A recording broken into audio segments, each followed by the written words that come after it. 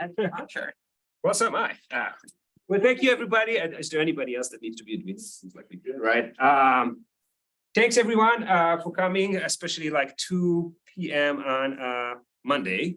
I'm very happy to have Andy Harris with us. I was going to, so Andy is an expert on Kenyan politics, does a lot of interesting, very well visibility, very well outlet published research. And he's going to talk about kind of a big experiment on 5 countries, looking at the aspect of kind of understanding of climate change, trying to figure out some of the drivers and means of adaptation and mitigation, which I'll be happy to talk to you about it later as well, because I have a project in that as well. And so thank you, Eddie. I'm very happy to have you here, and thanks everybody. And the floor is yours. Bad introductions. Very good.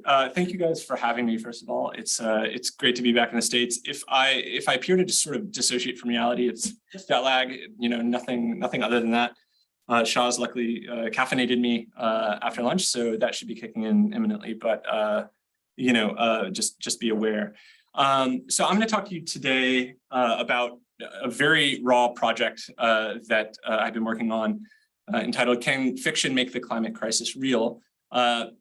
This is a project that Melina Platas, who's my colleague at NYU Abu Dhabi, and I, you know, have put together and you know, a pre-analysis plan on online for this, and we just recently got the data, the raw data back on this. So this is actually my first chance to present this paper to real human beings. So thank you for being guinea pigs in this initial presentation of this work.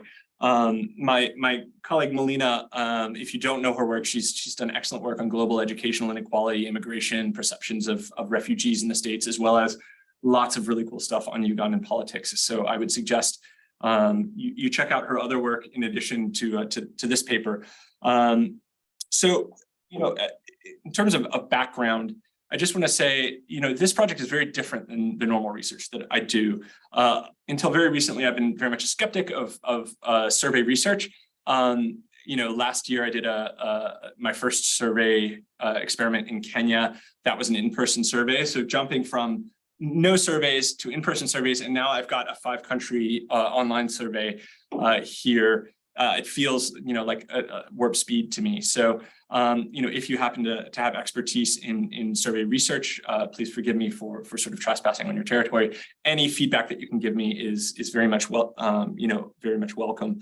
You know, also in terms of experiments, I'm used to doing experiments, but those are usually with bureaucracies and bureaucrats working oftentimes with administrative data that's sort of being collected. You know, after sort of on the ground treatments in places like Kenya. So to be able to design one survey on a nice little online interface where I can randomize things and, you know, get data over the course of several weeks, it feels like manna from heaven. And I don't quite believe that. So I don't know, for those of you who have been doing survey research for years, well done you. It must save you lots of concern. Anyhow, so just want to talk briefly about oh yeah, I have to do that. Sorry, I have notes here and then slides here. How do we? No. Oh. Be able You have to to use like the. click off of. You have to make sure. Like, Oh, it might be on the Zoom. And Oh, there's a meet. so There we go. David usually worries about the admitting people. You might want to minimize the videos on the side so we can see. I don't know technology. I never used it in WPS on principle. You do this Yep. And then now click on the slide. and this. Click on this. Yeah. There you go. Having It's been not all right, can't use it. enough ocean things. Sort of feels like we should know how all this works by now, but like I think as soon as COVID kind of went, all of that, you know, IT rigmarole. An IDD person. Forgotten it. Anyhow, so the genesis of this project is actually quite different, you know, as well from my normal research. You know, my research is on Kenyan politics, and all of the research ideas come from my conversations with Kenyans. In this case, you know, Melina and I both had very similar reactions to the book on the right here, The Ministry for the Future by Kim Stanley Robinson. And we both read the book independently, not really knowing the other was reading it. I actually teach a class using this book at NYU. And, you know, we both had very strong emotional reactions as individuals. We also had very strong behavioral reactions. Things changed, our diets changed, our purchasing behaviors changed, what we care about. Even our research agendas, as it turns out, started to change as the result of a work of fiction. I should add, I read this probably a year before, maybe I read The Ministry of the Future, The Overstory, another excellent work of climate fiction. And so Melina and I both, our reaction to fiction is what led us to develop this research design here. The fact that we knew all the facts, right? We can, we're scientists, we can read the scientific literature on climate change, which is, more than your modal human being who probably would look at, a standard error and sort of scratch their heads and, move on. But that didn't really change our behaviors or our belief. Our beliefs were already sort of like, yes, we know climate change is happening, but it was these works of fiction that really helped us reevaluate the way we behaved and the kinds of things we could do to help mitigate climate change. And so what this experiment really is about testing this intuition that fiction, rather than climate facts, could be a potential way to change people's beliefs and behaviors about climate change, as well as policies surrounding climate change, et cetera, et cetera. All right. So what I'm going to do today, and I have about 25 minutes or so left, something like that. Yeah. I'd go for it. Feel free to interrupt me if I get ahead of myself or don't make any sense. So what I'm going to do today is I'm going to talk, about sort of the state of the art very briefly in terms of changing people's beliefs, that is using climate facts and why that might not work. Then I'll talk briefly about, why fiction might work, and then we'll dive into hypotheses, research design, and whatnot. So very briefly, talking about, the sort of state of the art, climate facts tends to be sort of the de rigueur way that we think about changing people's beliefs and behaviors surrounding climate change. That, the sort of like folk theory here is something to the effect of people don't know much about climate change. They have low levels of both knowledge and concern. And that by providing them with information, perhaps we can use that to change their behaviors. And there are lots of reasons that this might not work, right? So scientific jargon may get in the way of actually producing an effect. That's, if I start, talking about projections for 2050, perhaps the psychological distance of even those scientific facts may divorce you from sort of the reality of it.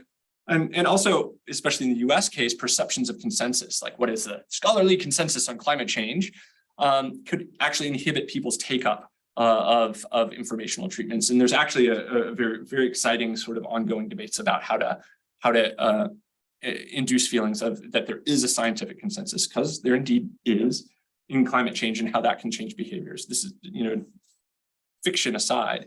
But at the end of the day, also, of course, in the US, which this, 20% of this study is from the US, partisanship often plays a role in whether or not people are willing to accept or be worried about climate change, hold beliefs that are accurate, that accord with the scientific literature.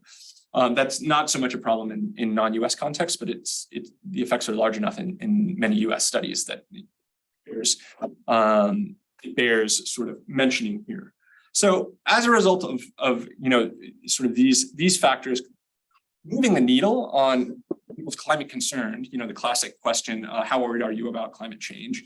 Or questions of hypothetical or real action, it's hard to move the needle on these things. So, what we do is to sort of what we're trying to do here rather is try to sort of step past the climate fact sort of paradigm when it comes to climate change, which is a reasonable and natural place to start with this kind of thing, and to think a little bit more about ways of providing information about climate change that are not scientifically driven, but rather are narratively driven. That is, human beings are basically sort of narrative creatures, right?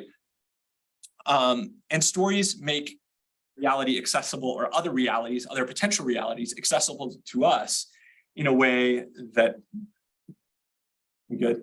Monitors it. Yeah, is it monitoring it? That was in a way that scientific facts may not, give us access to. So, there's actually quite a developed literature out there which suggests that storytelling capacities in communities is actually an evolved social characteristic of human beings, and that this actually increases, like having a good storyteller in a group actually increases cooperation in a group.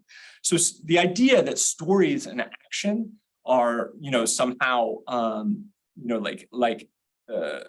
it can predicate belief change in action in humans. This is not far-fetched. It's just something that we haven't looked into experimentally in the climate change literature that I know of. There may be studies out there. I was talking with Shaz about this. Like there's so many communities of scholars studying climate change, and it can often be quite hard to zero in on, there are these sociologists over here doing something.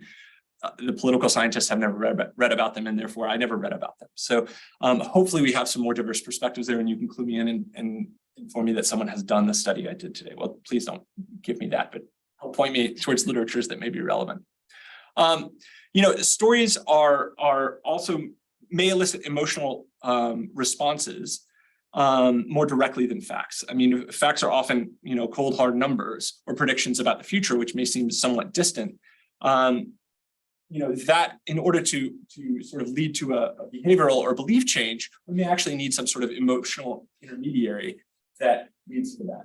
And emotions have been shown to mediate belief and behavior change. So there's a really interesting literature in psychology that looks at the links between sort of tenor of an emotion, is it negative or positive affect, and behavior. And it seems to be the case that positive emotions can increase intentions for pro-environmental behavior, and that negative emotions may not function in the same way. That is, they don't induce people to change their behaviors. So the model here is really ones that, emotions cause changes in beliefs and then cause changes in behavior. Happy to point you towards these sites if that'd be useful. So this is kind of, along the way that Melina and I were thinking about it. It was very much consonant with our experience of reading fiction about climate change and how that led to behavioral change, within us.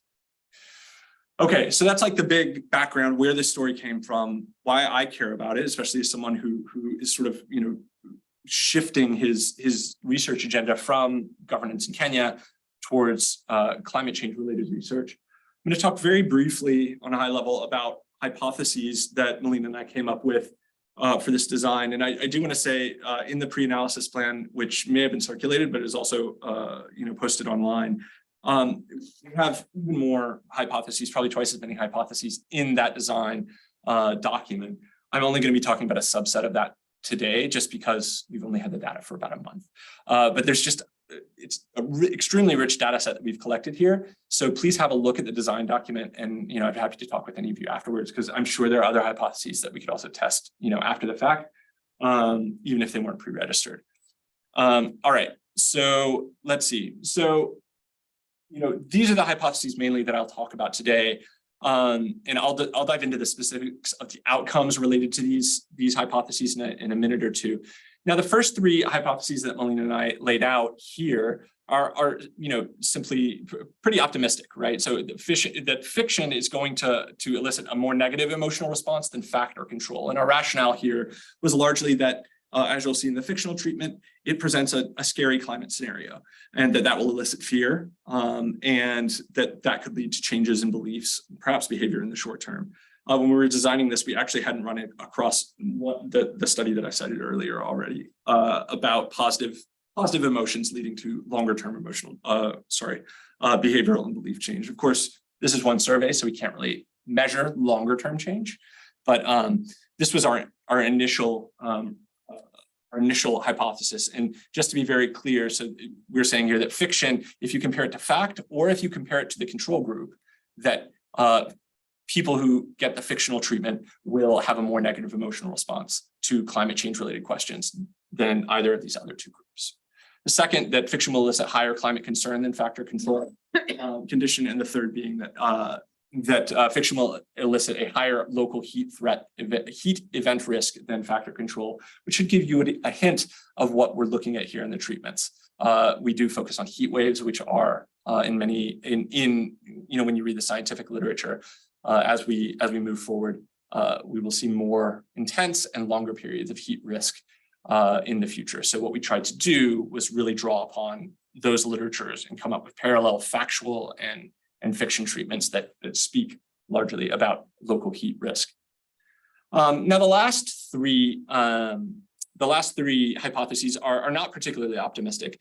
Melina and I were really looking, sort of coming from reading the climate literature and feeling like, it's really hard to move the needle on any outcomes. So let's just let our sort of hypotheses reflect that fact that we don't think will be very effective at changing, that fiction will be more effective than a fact treatment in affecting things like policy preferences, beliefs about climate justice, or sort of hypothetical behaviors related to the fact or control.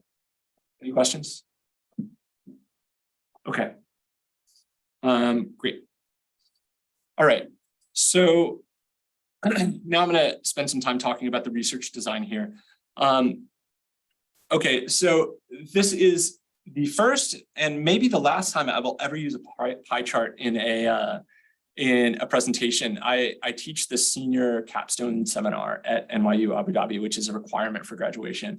And I always have seniors coming into me and showing me some summary of their data with a pie chart. And I always mercilessly mock them. And then I was like, hey, this is actually a decent way to illustrate a weird design choice that Melina and I made. So please don't judge me for using a pie chart. It was kind of tongue in cheek. As senior capstones are due this month, the kind of analytical decision I have on my mind.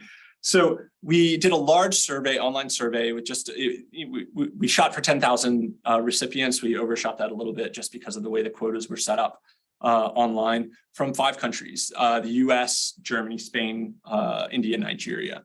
And we tried to get a variety of countries in terms of their level of exposure to the kind of climate events, that is, heat waves that we examine in the treatments. So clearly, the US and Spain are,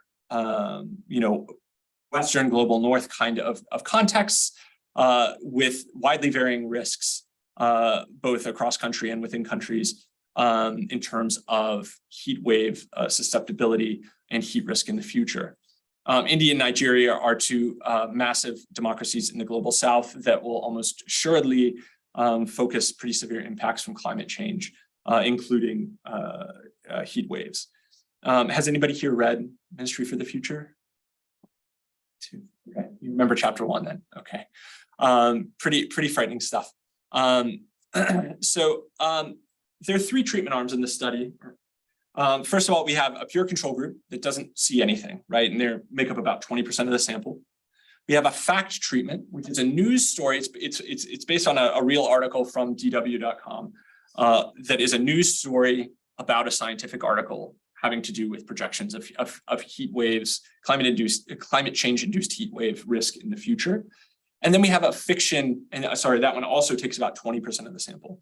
And then third, we have a fiction sample, which is a very open-mouthed Pac-Man, 60% of the sample that receive a fictional narrative about heat wave. And so the experimentalists among you are surely looking at this and you're like, why did you allocate your sample this way? This is a bad idea. You probably could have minimized your standard errors if you had just done 33%, 33%, 33%. And that is accurate. If the only thing we were interested about were, say, the contrast between control and fiction, or fact and fiction, then it would have been behooved us to allocate the sample more evenly. And we are going to look at those sort of like raw comparisons between fiction and control, fiction and fact, to see if fiction, does a better job in making the climate crisis real. However, we're also very interested in how the nature of the story that we tell actually influences a respondent's, answers to these questions.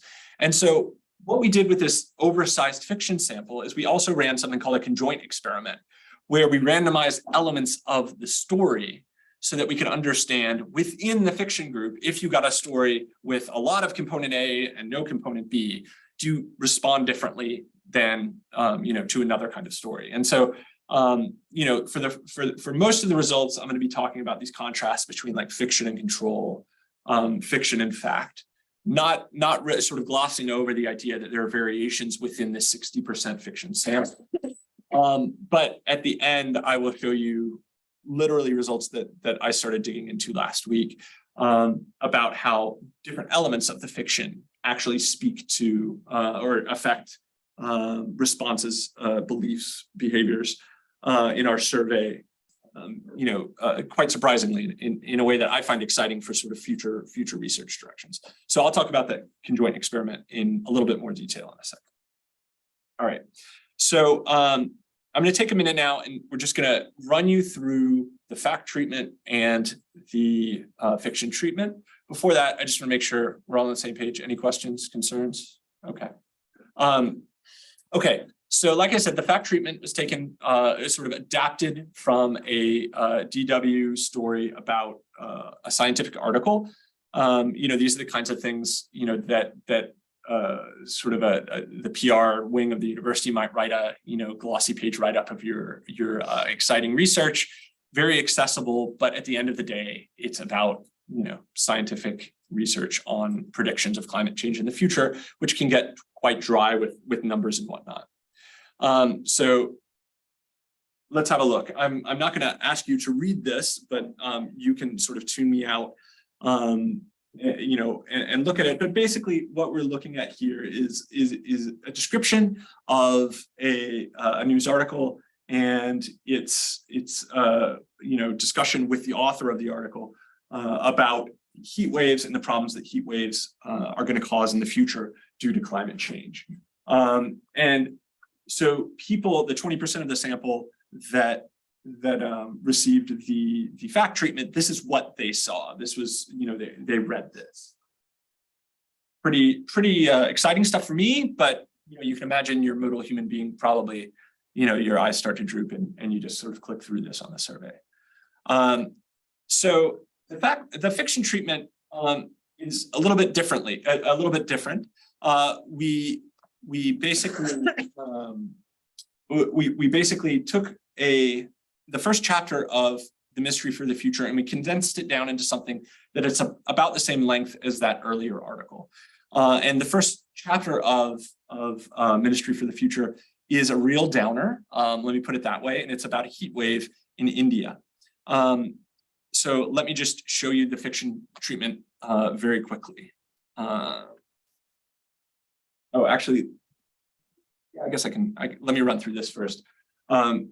So fiction, it's not just a fiction treatment, as I said, it's also a conjoint experiment. Now, a conjoint experiment, I don't know that people know what these are, but in political science, conjoint experiments are often used to do things like help understand people's preferences across political candidates. So you would show people respondent two profiles of political candidates. One is a male Republican who's 63 years old, who does not believe there should be a ban on assault rifles. The other is a woman who's 36 years old, who's a Democrat, who wants to ban everything but 22s. And you basically randomize those profiles, and you ask people to say which individual would you prefer to vote for, and that helps you understand how the characteristics of the candidates predicts vote choice, predicts political preferences across those candidates for respondents. So we do something a little different here. We're not asking them respondents to do a forced choice thing where they choose between one fiction narrative and another. We're showing them a fiction narrative with characteristics in it randomized, and then we just use that randomized. We used those randomized characteristics to predict their responses. Because these characteristics are randomized and relate to very specific theoretical sort of quantities of interest, what we can do is sort of estimate the causal effect of, say, getting one kind of fictional treatment versus a baseline. And let me just show you what the characteristics of this conjoint are. So the first is context. So we have 5 countries in our survey. And what we ensured was that what we randomized first was which country the story is about. It's about the US, Germany, India, Nigeria, or Spain. And we set up the probabilities. So I think you're 50%, you would get your own country. So if you were answering in Spain, you'd have a 50% chance of seeing Spain, and then a 50% chance of seeing one of the 4 other countries, right? And you can imagine that perhaps reading about your own country, where the respondent lives, might induce different effects about your beliefs or your climate worry or estimation of future climate risk than me in the US reading about Nigeria. Secondly, we introduce an element of class. There's a character in this story, and this character has a name which is related to the country. So in the US, it was John. In India, it was, I think, Ramesh. In Nigeria, it was also John, and Juan in Spain. You can see.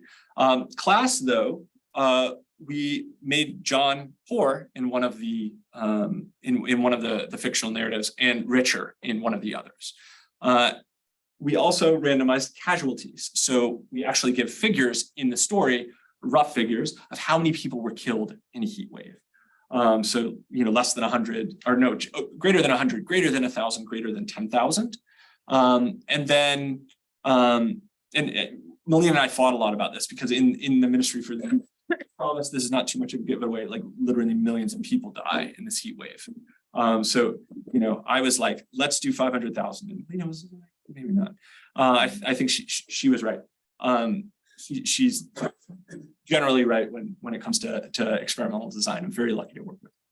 And then importantly, we also randomized inequality of victimization. And what does that mean? It has to do with who's affected by a heat wave, right? Is everyone affected equally, or are the poor, in this case, do they bear the undue burden of death due to a climate event? So getting at the idea, in a sense, of climate injustice, right? That we are neither all equally culpable for climate change, and we will also not likely to be equally victimized by it. And of course, in the broader dialogue of sort of climate justice literature, this is often a story of global north versus global south. Global north is largely culpable for causing climate change, but the global south will bear its burdens. There's a whole bunch of hypotheses on that broader topic I'm not going to be talking about today, but we can discuss broad ideas in the Q&A. So these are the elements of the conjoined experiment that we randomized, and I show these in sort of color, which kind of shows up here in the next slide. And again, I'm not going to give you time to read it through fully.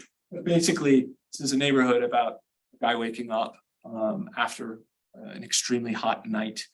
And I think in this one, this is the rich guy. He has a bed. His neighborhood has electricity. He has a generator. And so he's able to keep the air conditioning on. This is about just a city in the USA. A little bit of contextual flub here is he looked at his phone, 40 degrees. How many of you have your phone temperature set to Celsius? Both. Are you at the same time? Like you can switch. I have mine in I've switched from miles to kilometers, but I haven't switched from Fahrenheit. Yeah, but this is kind of how Kim Stanley Robinson did it in the book, and so we left it at that. This is the basic story, and then there's just a sort of description of what it's like to live in a neighborhood where people are dying from heat. Then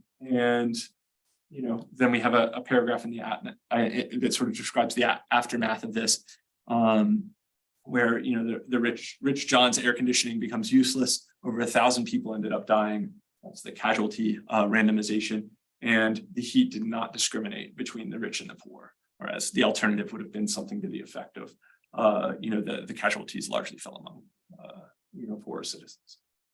So this was the fiction treatment. Now, one thing I do want to point out is, so when Melina and I were working on this earlier, we read the two things side by side, and the news article, sort of understandably, was much more digestible. It was about a 7th grade reading level, whereas I think I'm getting this right. Whereas the fiction was much higher reading level. And so what we had to do, what we actually did, was we used something called a Fleisch-Kincaid readability measure, which is, there's this weird literature, like it goes way back into like the 30s, like the 1930s, about how do we measure how readable a piece of text is. Anyhow, so we spent a lot of time bouncing these two texts off each other and trying to get them both roughly equivalent reading levels. So I think both of these are now at about an 8th grade reading level. which, and they're about the same length as well. Okay, so all of that is to say we really tried to make sure these two treatments were not like hugely different. Sure, they're hugely different in terms of sort of, the way they convey information, and even in some sense the kind of information that they're providing, but in terms of readability and things like this, they're quite similar. So why do we do this? Well, we want to understand various outcomes related to emotions, beliefs, preferences, and behaviors. And so I'm going to very quickly here run through the outcomes that I'm going to talk about, and then I'm going to spend about 8 minutes talking about results. So first, we measure emotions and beliefs using items. First, just a 100-point scale. When you hear the phrase climate change, which of the following words best describe the feelings that come to mind, and then you just sort of pull a slider for amusement, anger, compassion, fear, guilt, sadness, and hope. So we have a couple positive emotions, some negative emotions, and then we can talk about why we chose amusement in the Q&A if you want to debate that one. Beliefs, there's a standard item. How worried are you about climate change? Answered with a 4-point climate scale. We included that for comparability with other surveys. A question about heat risk. How likely or unlikely do you think it is that a severe fatal heat wave in the United States could kill a large number of people by 2050? And that's like a probability slider. So when I say emotions and beliefs, these are the kinds of questions we're talking about. We have a number of items on climate justice. And so these are beliefs about, sort of policies or scenarios that you would support with respect to climate justice. So the first having to do with emissions, the second having to do with funding poorer countries to help adapt to climate change, third having to do with migration. So, how do we handle climate change refugees in the future? And finally, one having to do with who should pay for the consequences of climate change, right? And the words in bold after the questions, those are all, in the results I'm going to present in just a second. Those sort of are the shorthand for the questions that we're analyzing. Okay. With respect to preferences, we ask a number of, which preferences would you support? These are 5-point scales, if I remember correctly. Funding renewable energy, regulating carbon dioxide, setting limits on coal-powered plants, and finally, infrastructure spending related to climate adaptation. And finally, these are hypothetical behaviors. So in the next 12 months, how likely is it that you would reduce food waste, protest, reduce meat consumption? Interestingly, when we put this out, we sent the original texts to someone to translate it into Hindi. And he was like, yeah, you really don't need to specify red meat. So like, okay, yes. So we changed it to a more general meat because the original one said, basically beef. Donating time or money to climate change related organization, or, take some kind of political action for climate friendly policies. All right. And again, with these, the bold faced words there will be the shorthand that you'll see in the many tables that are to come. All right, any questions? Okay, here we go. So let's talk very briefly about, yes, this is an online survey. So we do sacrifice some degree of national sort of representativeness because not all people have access to the survey.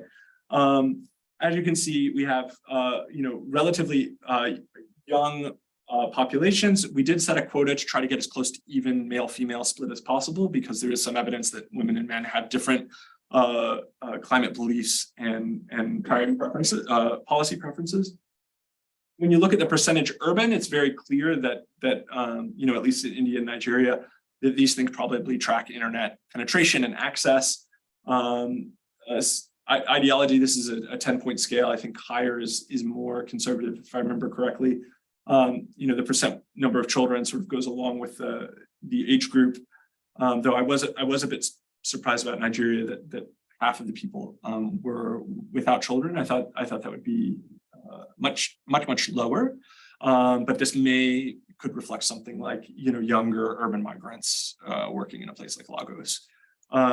Full percent of people with full-time employment, and then most strikingly, but not surprisingly perhaps, the percentage of people with post-secondary education. So like clearly, you know, I would guess these are pretty, maybe a bit low for the US, but you know, when you look at India and Nigeria, clearly these are like very well-educated people relative to the population at large. This is kind of what you expect for an online survey.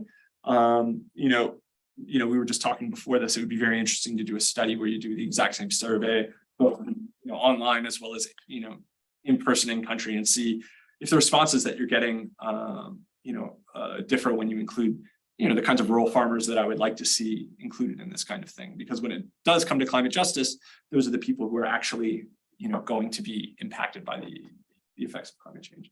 Nonetheless, this is the best we could do with this in a uniform online survey implemented in 5 different countries around the world. All right, to get a sense, this is of pre-existing beliefs. We asked this question: the Earth is getting warmer, mostly because of human activities such as burning fossil fuels. And this is a question that I think was an 8-point scale from strongly agree to strongly disagree. And you can see pretty wide variation across these countries in terms of responses to this, with the US really, bringing up the low end with, well under 50% of people strongly agreeing with that, relative to a place like India, where almost everyone strongly agrees with the fact that, climate change is human induced. That said, there are differences in our sample. So, to be taken with a grain of salt. Sorry, the vertical line is just the average for each. All right, so with the results, what we're going to do is we're going to look at a few different things, and I may speed through a few just because I want to leave about 10 or 15 minutes for questions. We're going to compare facts and fiction to control separately. So trying to see, what's the difference between facts and fiction relative to control. Then I'm going to show you results that compare fiction and fact with one another. That is fiction actually better than fact? And then I'm going to show you some results having to do with different facets of the fiction via the conjoint analysis. Yeah. Good to see you. Talk to you later. Yep. And we'll look at all of the outcomes that we're talking about earlier. All right. So I'm just very basically here going through the estimation. We got a bunch of different discretized measures or covariates, pre-treatment covariates, having to do with everything from employment to ethnicity to party affiliation, news consumption. And basically what we're doing is we're using a d-mean fixed effects model to pull all of those effects out. And then we're comparing the treatment effect of fact. We're estimating the treatment effects of fact and fiction relative to the control group. So that's, when I show you coefficients in the next slide, is this? Oh, yes, the screen problem. You can't. No. The laser is there. It's when you shoot at a screen. Yeah, exactly. We need a green laser, probably. Anyhow, so what I'll be showing you is the taus related to fact and fiction in the next few slides. The estimated treatment, average treatment effect for having seen a fact relative to control or a fiction relative to control. And then after that, what I'll do is we'll sort of drop all of the pure controls and we'll compare fact to fiction. All right, so let's start off with emotions. So here again, we're comparing fact and fiction separately to pure controls. And a few interesting things stand out. First of all, lots of stars. So fact and fiction tend to induce changes with respect to these emotions relative to the control group. So, you can see in terms of magnitude and size, these effects tend to be pretty similar across both fact and fiction. The two major differences, I guess the three major differences, having to do with amusement, compassion, and hope. Compassion and hope being the two sort of main positive emotions, where the magnitude of these differences, they appear to be somewhat large, though perhaps not statistically significant. So it's pretty clear that both facts and fiction induce emotional changes in the responses of our survey participants. And also just to point out, we do have the control mean there, so you can sort of get a size of the magnitude of these effects relative to the control mean. That's right above the number of observations. All right, so now what we're going to do, we're going to sort of set the fact treatment as our control group and see, is fiction different than fact? And what we see here is only really 2 results remain after this. Compassion and hope are different between the fiction and the fact treatment. And so what we see is that when people see fiction, they tend to be a bit more compassionate relative to the fact treatment, and that people tend to leave the or respond with a bit more hope for the fiction treatment relative to the fact treatment. And just to be very clear, when you look at hope here, you can see there's a decrease in hope. So it's like it decreases less for the fiction treatment relative to the fact treatment. These results get stronger if you decrease the controls that we have. We have a massive number of individual level controls. So I feel like these are about as conservative as it gets. So that's what we see. So takeaway here is positive emotions tend to pop out with the fiction treatment, okay, which I was surprised by. Okay, next we're going to look at, just to split out, two kinds of fiction. Sorry, this is not quite the conjoint, but it's just looking at the effect of fiction when you're shown your own country versus fiction in a foreign country. Like if I, as an American, read about Nigeria, does that differ from the control group?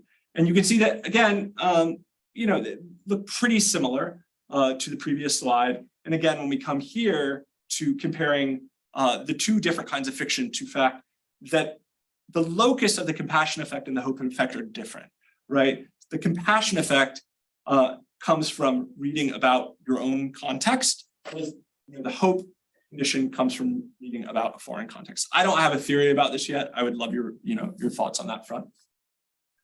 All right, next we're going to talk about beliefs. This is like climate worry, and then beliefs related to climate justice, all in one table. Again, control group is the pure control, and we can see that much less activity with respect to beliefs. Beliefs are just... No, Siri, thank you. It's like obligatory now, and it's like having the last 4 talks, not talks that I've given, that other people have given. Anyhow, so what we can see here is that actually, with respect to the classic climate change question, how worried are you about climate change? Climate fact does much better than climate, well, not much better, slightly better than climate fiction. Both have similar effects on how one estimates the possibility of future heat risk in your own country. And then climate facts tend to decrease people's support for policies that would sort of lead to more accommodative climate migration policies.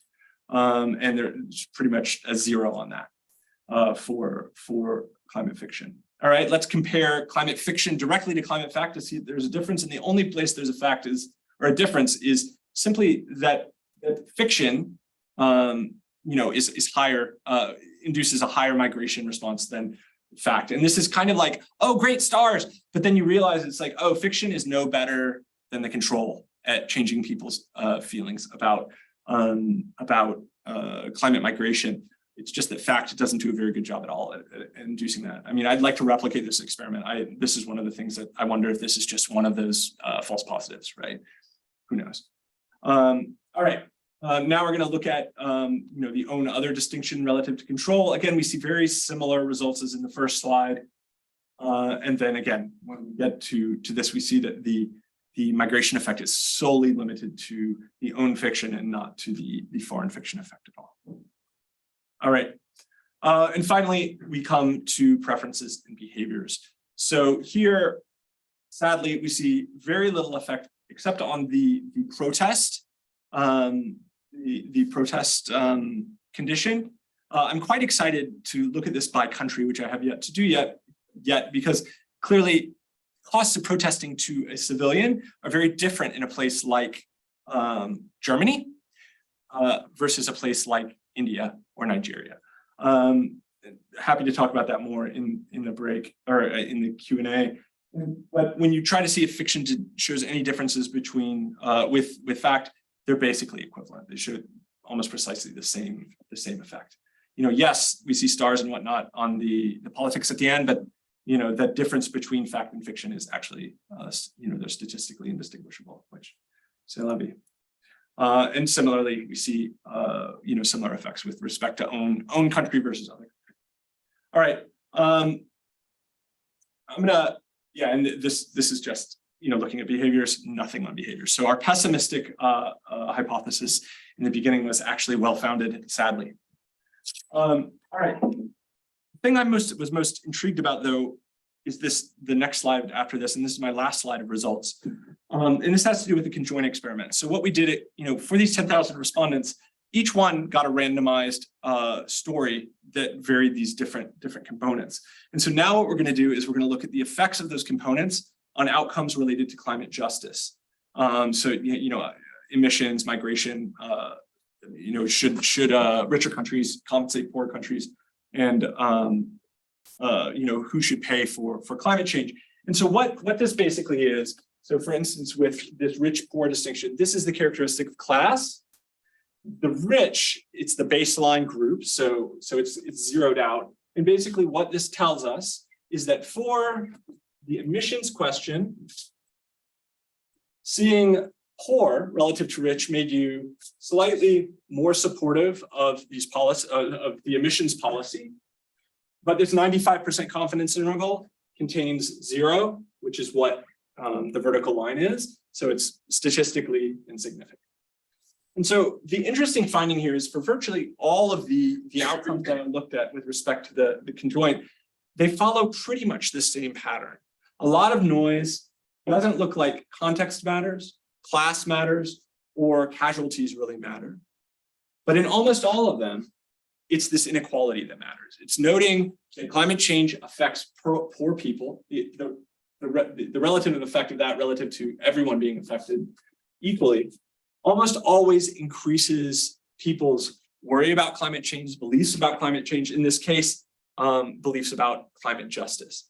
And so I'm really interested, perhaps as a follow-on to this work, is thinking about fiction in the realm of climate justice and how that can be used to better motivate people's behavior change, not just through emotions, but by appealing to basic human notions of fairness and unfairness. So when I present this work at APSA in the fall in LA, during which I'll probably emit about 4 tons of carbon to get to, this will probably be what we'll be really focusing on this and whatever follow-up study comes next. All right, so clearly there's a ton of next steps. We still have a bunch of different subgroup analyses that we can do. Happy to talk about those. But to kick off the few minutes we have for Q&A, I would love to hear your thoughts on, where do we go from here? I mean, we have a ton of data. I'd love to hear about both hypotheses you might have, as well as what's the follow-up study for this that we should be doing. All right, that's all I got. Thank you.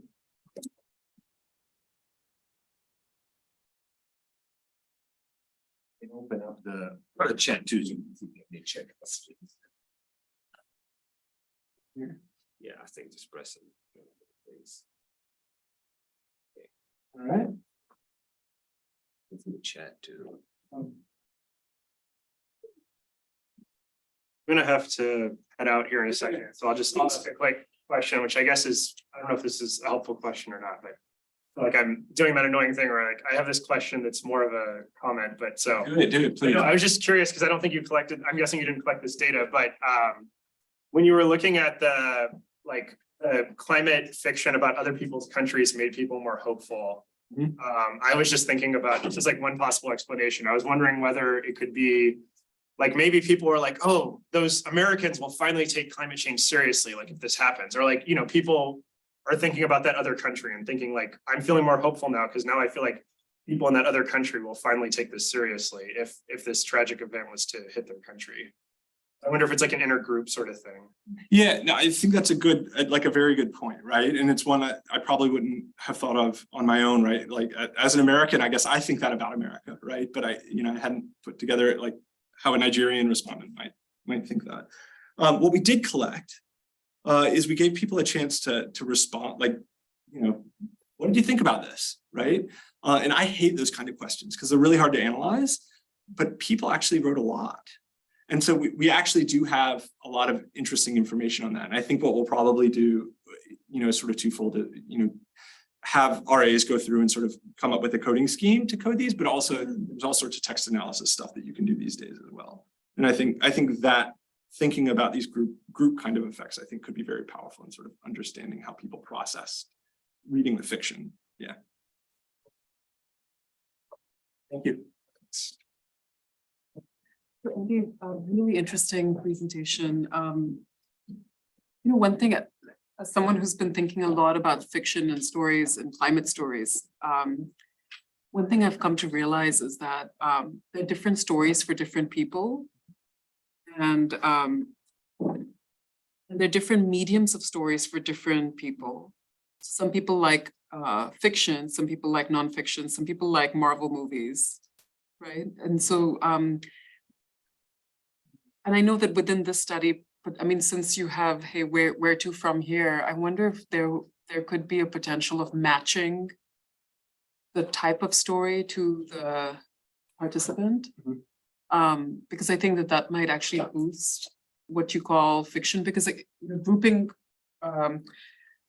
because what you showed us is very, it's a mixture of a vignette and a story. It's not necessarily, I mean, fiction is such a huge umbrella. It could very easily fit under like a sort of a experimental vignette. And so that might be one potential of where to go to from here. I think that would be really interesting.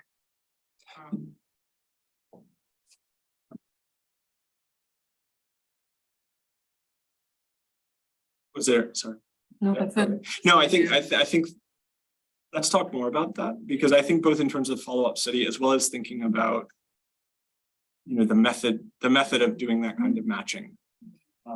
Targeting is what ultimately you would want to use it for, right? It's sort of like given a person's characteristics, how do you give them the information in a way that changes? And I think that's actually like a second order question that's much more important if we, you know, if we can only figure out what works. But yeah. Because you can think about just even your introduction that you and this colleague of yours read this particular book, and then you asked us how many of us had read it. Not everyone had read it. Right. Because there's a self-selection. It's a brick of a book, right? Oh. And so I don't know. I think that there's something there about who chooses what types of fiction or what types of stories to read. Yeah. No, absolutely. Yeah. We'll do online quickly. Brian? Yeah, okay. Interesting topic. And speaking as somebody who read both books, you ask about what would it take to get people's attention. So I'm going to raise the broader question of what if narratives don't work and your views, because as I think you know well, and you may have discussed with your classes, both books involve important elements of what, for lack of a better term, I'll call eco-terrorism. That, you know, and especially if narratives don't work, there are going to be some people who resort to that as a way of getting attention, pushing the issue or whatever. And certainly for Kim Stanley Robinson, I have to think that really is a considered choice as an author. He thinks that's part of where we're going to end up. Not necessarily that he would endorse it personally, but his empirical prediction is that would be part of how things play out. So whether, and I have ambivalent feelings about this, both your kind of personal views, but again, also to bring it back to your question about future work and narratives versus facts versus other ways of getting things on a political agenda. Thank you. I mean, I was talking with Shaz at lunch about precisely this, like, you know, there's a real dearth of research on climate activism and different kinds of climate activism, as well as the public's perceptions of that, right? You know, we don't have a strong sense of what it is that makes destructive activism, eco-terrorism, acceptable in some cases and not in others to citizens, right? And to different kinds of citizens. And for me, this could be intimately tied to climate justice, right? People who are affected by climate change may have very different boundaries when it comes to what's acceptable and what's not acceptable than people who are going to only be marginally affected by climate change. And this is like, for me, this is sort of like where I'd like to go in the future in thinking about the sort of moral making of climate change action and inaction. And I think, I mean, you've raised that in a very cogent way.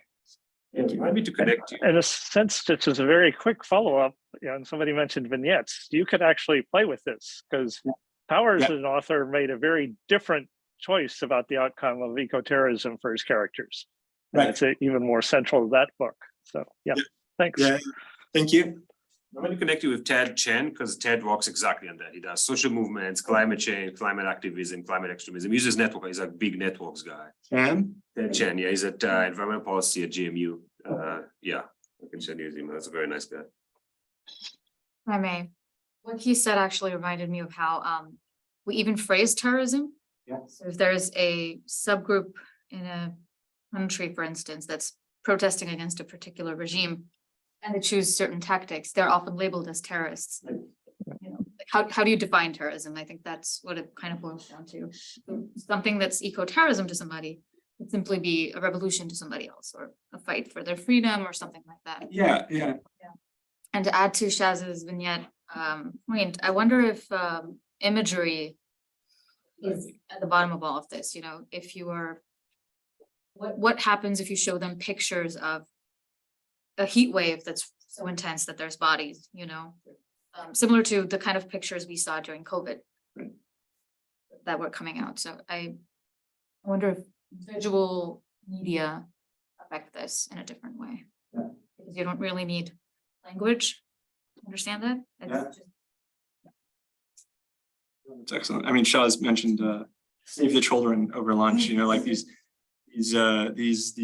commercials to get donations, you know, you don't talk about child hunger, you show a hungry child and, you know, and it's, you know, that arresting element. Yeah. Hi, thank you very much. First of all, like it's such a fascinating area of study. I think like I have a million half-formed questions, but just to kind of put one out there, like I was wondering how you distinguish between a fact and a fiction, right? Because a news story like could be a fiction, right? You know, and it uses all the devices of fiction to put its content across, right?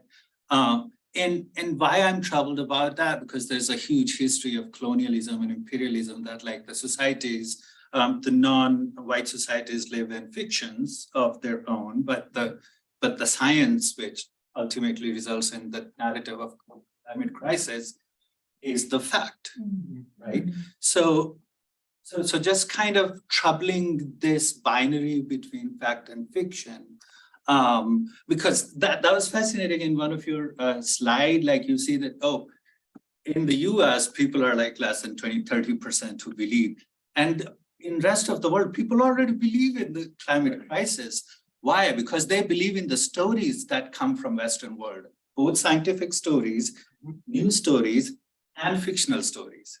So just to kind of troubling this idea of how, you know, kind of we distinguish between what constitute a fact and what constitute a fiction, right? Because, and kind of related to that question also, like I work on climate crisis in Pakistan. I'm a student in geography department here. And there are narratives, there are novels, fictions that kind of talk about climate crisis. And in Pakistan, it's all about water. It's not about heat waves. I mean, it's about heat waves, but it's more about water. Because like since 2018, there's like this huge debate about building dams and stuff, like, you know, because, you know, climate crisis, no water, let's build dam. And that kind of like gives the government the power to appropriate all the water resources and kind of, and then there's fiction part of it too. There are like, you know, there's kind of eco-terrorist kind of fictions that talk about like, oh, you know, we need to sort of be prepared for this climate catastrophe. So let the government take all the waters, right? And then there are other types of fictions that talk about like indigenous people's struggle to kind of hold on to their livelihoods, for example, fisher communities, right? So there are all different types of stories there, like some kind of sort of buttress the climate crisis narrative and some kind of push against it, right? So for me, the bigger question is like, you know, how I, you know, distinguish between when a fact remains a fact and does not kind of cross the boundaries, it becomes fiction. Because climate crisis, like which climate is in crisis, and which world is in crisis. It's like modern scientific world that is in indigenous people's world has already been in crisis, right? For so many centuries. And there are people who are working on like how to learn the art of survival from the indigenous communities instead of like saving a world which cannot be saved. Right. So yeah, just to kind of think more carefully about that. That's an impact. Yes, and it's colonial kind of thing. That actually gives me another question. Do you know if any of the people you surveyed have been through a heat wave? I mean, with that, right? We need that, right? In India, it's been. I think for some people were speaking from experience, even if it was in the fictional text. Yeah. No, and I think in a follow-up, that's actually a good note to make, asking people whether they perceive that they have been through something like that, right? Actually, if you have geographical data, Yeah. which you do, I mean, use Qualtrics panels or something. Not the panel, but yeah, we basically used a Qualtrics. Okay, so they usually provide geographical data, so you can actually go back into the news and match it geographically post hoc. Yeah. And just have an indicator of whether or not in the past 5 years there was a drought. Right. So That's a good idea. you can answer Ms. Lori's question. Interesting to know. I want to respond to your question. You're the boss on time, so. I mean, yeah, we're technically done. I mean, if you want to answer this, I'm gonna have to go soon, but sure, if you wanna, I'm not sure how many more questions are there, so go for it. No, I mean, I think your broad point is well taken, right? And I guess my initial response, like within the confines of this paper, was like, well, we define fact here in terms of a discussion about a specific scientific article that's been peer reviewed and published, right? And that has its own problems. But I think you're making a broader point about who defines the information environments and, how does that affect what people believe and what they, how they behave as a result of that, right? And like, that I think that's a question in of itself. Like if you look at American politics, like that's a story about disinformation versus, good information versus bad information. That's a broader question about who do you trust giving you information? And just as a point to add, international climate politics and policy and governance has always been controlled by the Anglosphere. So when I say Anglosphere, anybody who speaks English or has some level of proficiency, and 90% of the time it's the global north, right? Right. So, Totally. because they kind of drive the narratives after every COP, at the Paris Agreement, you'll see China and India just being villainized for adding coal language, and stuff like that. That kind of speaks to what you were just talking about, who do we trust, who's shaping the narratives, and what really is fact. Yeah. Point. Yeah. No, on a basic level, I'm 100% in agreement with those things. I'm not sure how I integrate that in. Do all of this. So have you guys read Ministry for the Future? So like India comes out in that as like I've heard. That's why I haven't. Protagonist of the book in a sense, precisely, in the sense that they're just kind of like, screw you guys, like you're gonna have this BS narrative. We're gonna do what's best for our country and the world, and it's really like the country as a character in a really amazing way. I've been trying to avoid reading the Ministry because I don't do work after work. Yeah. Wait, if you can read it at work though, I mean, that's really the best. Who's gonna pay me for that? But have you read The Great Derangement by Amitav Ghosh? No, I actually haven't. I haven't read it yet. Definitely read that. The sequel to that, The Nutmeg's Curse. Yeah, I have both of those. I got to, so yeah, anyhow, yes. It will speak to everything you're trying to look for in here, I believe, one way or another. And it's just that the samples that you actually took, urban population, post-secondary education, these are people who have access to the internet and do understand and speak English. Yeah. So a lot of their information, just like you said, is coming from the Western research world. So Amitav speaks a lot to everything starting from colonization and how it shaped the way countries view themselves and their climate policies today. Yeah. No, that's extremely, I mean, it's funny how we segregate knowledge sources in the sense that like those two books are on my reading list, but those are more like my personal meaning reading list, not my research reading list, right? In the sense, but what you're saying here is that actually that distinction is somewhat false, because like one of the problems with this is, yeah, we have a massive sample, but it was convenient and we could afford it. Yeah. But there are a lot of voices that excludes, and like, yeah. And the funny thing is, the only reason Amitav's book made waves in America and was assigned as readings in schools in America is because it's in English. So what amount of literature are you missing that's actually born out of real life experiences of people in the climate crisis? Yeah. It's also a question, if you have time in life to study that. I mean, you know, what else are we here for? Thank you all. And thank you all online.